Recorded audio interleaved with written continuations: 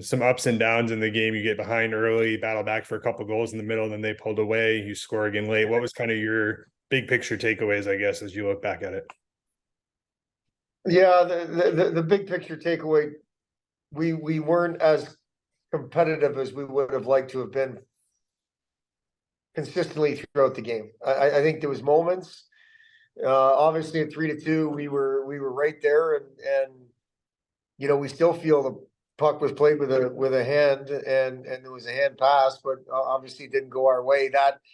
That stays at 3-2 and not goes to 4-2. I think it's a different vibe, a different feel, probably a different fight in our group.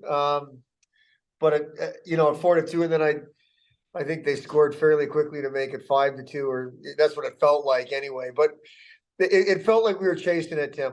I think the big picture is we were chasing the game the whole time, and there was times where we cut it and got close, but not good enough. A few bright spots offensively. PJ Fletcher, I think, ended up a career best +3. You've talked about kind of looking for veteran leadership from your older players. What did you see from him and the way he played?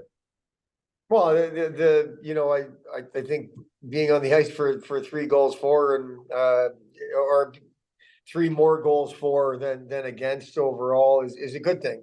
That's the type of thing we need. We're looking. We hadn't scored, so to get 4 goals, to see 4 pucks to win is a good thing. And we need him in the offense. So for him to be around, it's good. And we talked about the offense by committee too. And you talked about 4 goals. Simonovic gets his first point. Cox with his first goal as a Red Hawk. Contributions from lots of places, even if it didn't end up being quite enough. Yeah, I agree. I mean, we think Spencer Cox has done a nice job on the power play. To see him score on a power play is a good thing. And Rehard's, we just believe he's the guy that's going to help us create offense. 5-on-5 offense is very, very difficult. And he's the guy that can help us both 5-on-5 and 5-on-4, which is a good thing. So nice to see them both on the score sheet. One other one I wanted to mention, Messenberg, 11-4 on faceoffs. He got 1 faceoff win early, set up a goal, and then I think credited with the goal at the end as well, his first of the year. Yeah, he's a kid, Tim. It's just predictable what you're going to get from Blake. You're going to get everything he has every time he steps on the ice, practice or games. He's the kid we're going to win hockey games with for all the little things. You mentioned a couple right there with the face-off. The goal he scored was he went to the net front and hit him and went in. And I mean, those are the pieces of the puzzle that you need.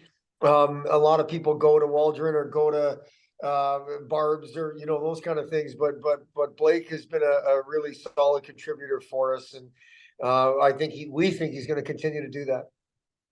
First couple of periods, especially, pretty significant discrepancy shot wise. Anything specific you saw from them and what they were doing that made it difficult?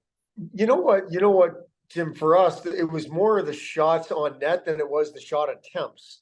We missed the net a bunch and they block a bunch of shots, and that's not, specific to us.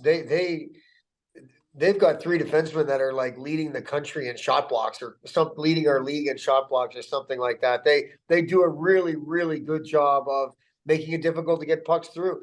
So from an attempt standpoint, we didn't think the discrepancy was as big as the shot on nets were. The shots on net were, excuse me.